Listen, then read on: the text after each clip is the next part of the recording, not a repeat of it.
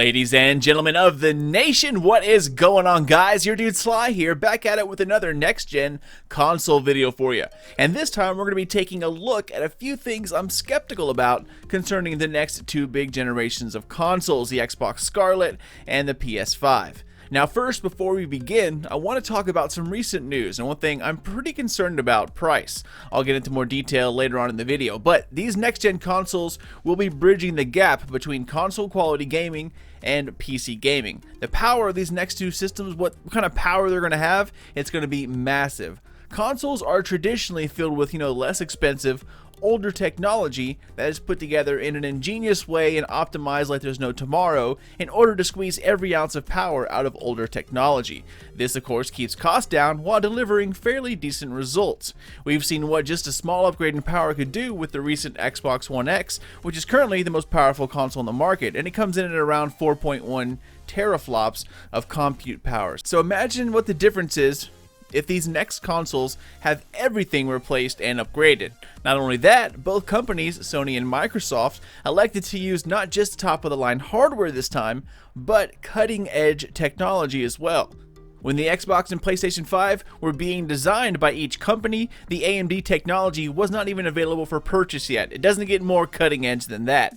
The Xbox Scarlett reportedly, and again this is a rumor, will boast 16 teraflops of power, 4 times the amount of power of the current king, the Xbox One X, while Sony's PS5 will reportedly have somewhere around the mid-14s, 14.4 to 14.5 teraflops. However, as I'm sure you will notice, the specs for these next generation of consoles that are all coming out of the same parts bin. Both use Ryzen 8-core CPUs with Navi graphics. Both use brand new SSDs, the same GDDR6 memory. It all comes down to what kind of 8-core CPU and which version of Navi each company plans on using, plus how they tie all of this together.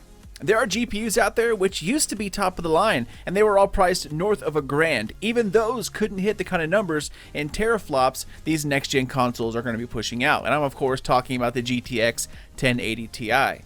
The brand new RTX 1080 Ti and the upcoming refresh RTX 1080 Super are going to be the current top dogs in terms of raw power, and of course they are priced as such. So with all this power packed into these next-gen boxes, what am I going to be skeptical about? Well, first let's talk about Sony and Microsoft's claim. Before we start though, some quick news. Microsoft Project Scarlett originally had intended for 2 Xbox consoles to be launched. One called codename Lockhart and the other was codename Anaconda. Codename Anaconda was the big beefy 16 teraflop beast, while Lockhart was set to be a lighter weight streaming console that would lose its CD/DVD tray and lighten up on size as well as power, so it could not only be a better option for some, but also a cheaper option for those who plan on living the game streaming life. Well, Lockhart is now completely out of the picture, and there is only one console now, and that is Scarlett. No more Anaconda and Lockhart, we're just sticking with Xbox Scarlett, one console only. So that's that, but now on to claims. First up, we know that both consoles will be using a brand new cutting-edge custom-built Ryzen 3rd Gen CPU built on the bleeding-edge 7nm process. Both feature an 8-core CPU, and both will be using AMD's latest graphics chips, aka GPUs, which are also redesigned using a new architecture called Navi RDNA. Now, the latest Navi GPU architecture isn't completely brand new, as it's sort of a hybrid of AMD's old GCN architecture mixed in with the latest RDNA. A hybrid that brings the best of both. Now, we'll see RDNA-only graphics coming up with AMD's other cards planned for next year. So before we fall down the technical rabbit hole, this basically means that both consoles are going to be using just about the same stuff. The CPU will both be a 3rd Gen Zen 2 Ryzen with 8 cores, and both will be using brand new Navi graphics. But remember, these are custom chips, made differently for each console. Sony seems to be going for what's known as an APU system on a chip, which is where you kind of have the CPU and GPU on a single board. It saves space and power, but historically it isn't the fastest option, while Microsoft is reportedly going for a discrete graphics card, which means that the CPU and GPU are going to be separate, which could be where it gets a little bit of its extra power from. But either way, y'all, you get the picture. All of this tech is brand freaking new, using the best technology you can buy right now, which usually is not the console way. Okay guys, so next up, let's talk about what these next-gen consoles are putting out there in terms of claims. Both mention they will be supporting 8K resolutions at 120Hz, which is just about the same as saying 8K at 120 frames per second. They also mention variable frame rate technology, and in the PC world, it's known as G-Sync or FreeSync. Both Scarlett and the PS5 will have ray tracing, supposedly, and they will come with an SSD as a standard. But not only that, Sony claimed that it will be the fastest SSD on the planet, faster than anything that is available on the market right now. And soon after E3, Microsoft said something similar, as it plans on using its SSD as virtual RAM. It also said it'll be some of the fastest SSDs around. So let's get to my issues, guys. First and foremost, 8K gaming at 120 frames per second. I mean, there is no way in hell a console is going to be able to do this.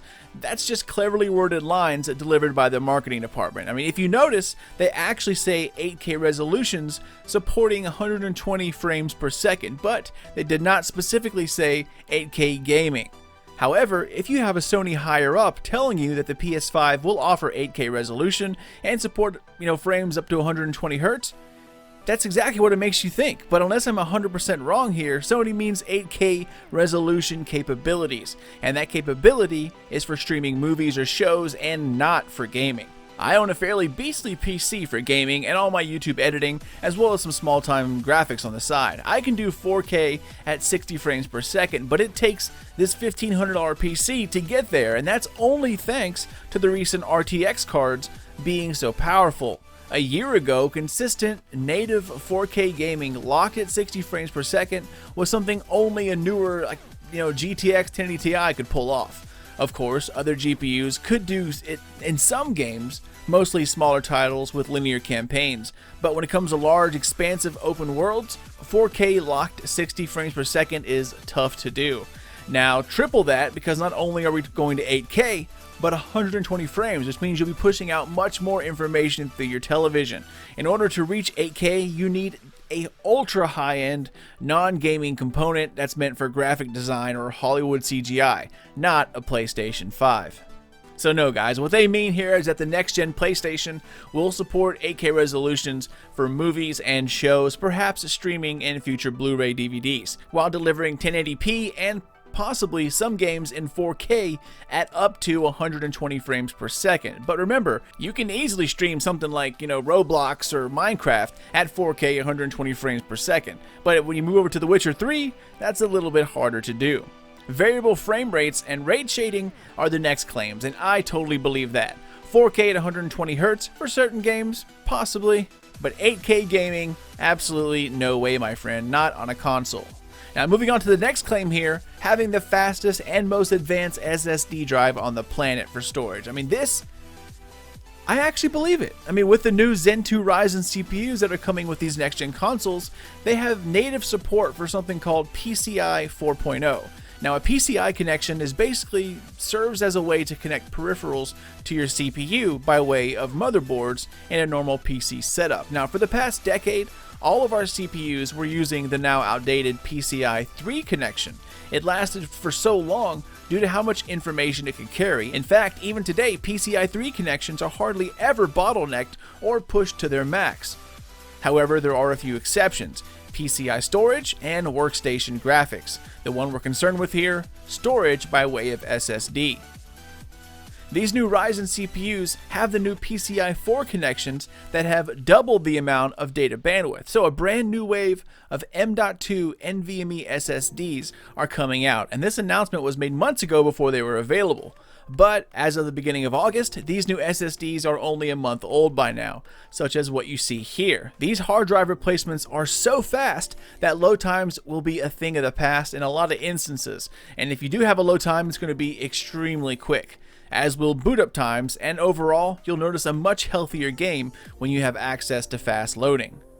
For an example here, the Xbox One used a terrible mechanical hard drive, or HDD, that spun at 5,400 RPMs. It could read and pull your game's data at a speed of 140 megabytes per second on paper, but that's like the optimal best case scenario. Real life numbers for mechanical hard drives are more like 80 to 90 megabytes per second. These new next-gen SSDs can hit transfer rates of over 5,000 megabytes per second. 5 gigs, 5,000 people. I mean, that's 56 times faster than the Xbox One. That is blazing fast, and unlike the HDD, these SSDs can actually hit 5,000, but it does depend on a few factors, so expect to see speeds of 4,800 up to 5,000. Still, 10 times faster, that's ridiculous. Over 50, that is revolutionary. So going back to Sony and Microsoft's claims that they will move over to SSDs as a standard, yes, I absolutely believe that. But to have the fastest storage on the planet, I believe this is true for once, and not just clever marketing wordage. Sony hasn't mentioned this, but Microsoft said it would use a portion of its ultra-fast SSD to act as virtual memory, which basically means it has a buffer in the background which it can use to store a bunch of stuff that makes the game run smoother. And memory is crucial to having high-resolution textures in place, and the faster you can get stuff to load in, the less texture popping you'll notice, among a plethora of other good things. So using the SSD as virtual memory is a good idea, and I do believe that next-gen consoles will have the fastest SSDs in the world, at least for a while. Okay, so moving on here, guys, 2 more things left to talk about, and I'll try to make it short. The next claim we're going to be talking about, ray tracing. Now, Nvidia has made ray tracing a new must-have in the gaming world. It does away with the old clunky lighting engines of the past and allows devs to use a more better looking, albeit heavily taxing, lighting source. It shows perfect shadows, angles, and there's no need to mod anything because it accurately portrays everything it shines onto. It's the best thing to virtual sunlight that we're going to have. However, once again, ray tracing is something only available on the most powerful GPU cards that Nvidia makes, and that of course is the RTX line of cards. Even though it has a cheaper option with the $350 RTX 2060, you can really only use ray tracing effectively with the RTX 2070 and 2080 versions. More so, the current Navi GPUs that are available to buy from AMD right now do not have ray tracing capabilities on top of being extremely intensive on system resources, something you want to avoid if you're looking to hit 4K 60 frames per second. However, there is another part of Navi that we haven't seen yet, and that's something called Navi 20. Now, there are still more Navi graphics cards to be released, and that stays true with the chip inside as well, the Navi 20 chip. This is speculated to be a more powerful GPU than the brand new Radeon 4700 XT Navi GPUs that are available as we speak. So will the next generation of consoles have ray tracing? I think they will. The next generation of Navi GPUs aren't available to the public yet, and I believe those variations do have ray tracing enabled, and those are the same variations we're going to be seeing in the next consoles.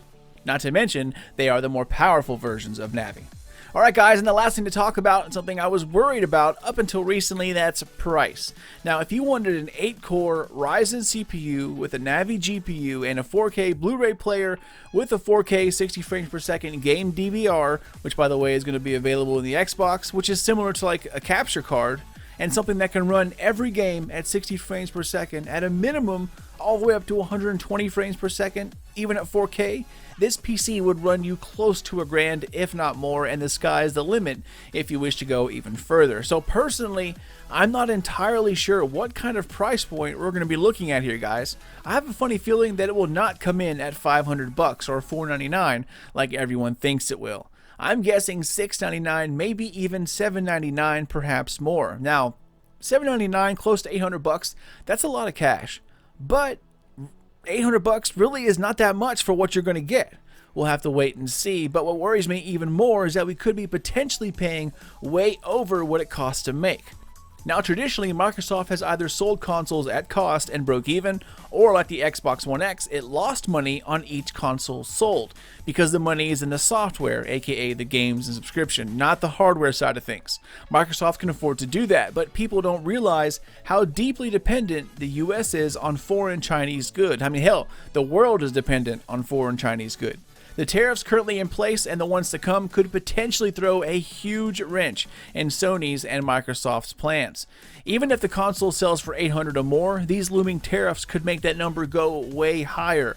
Remember, $699, $799, that is my guess as to what I think it will cost. Now, that's absolutely not confirmed. But if Microsoft and Sony pass those import tariffs onto the consumer, aka us, then we would be dishing out much more, and that's what worries me. But that is about it, guys. A little longer video than I wanted to make, but there was a lot to go over, and those are my concerns about the upcoming next-gen consoles. Both of them will no doubt open up a locked 60 frames per second experience across the world, which in this day and age, 1080p 60 frames per second should be a standard for all games. However, with as much horsepower being crammed into the next Xbox and PlayStation, we could see frame rates that will make your TV explode.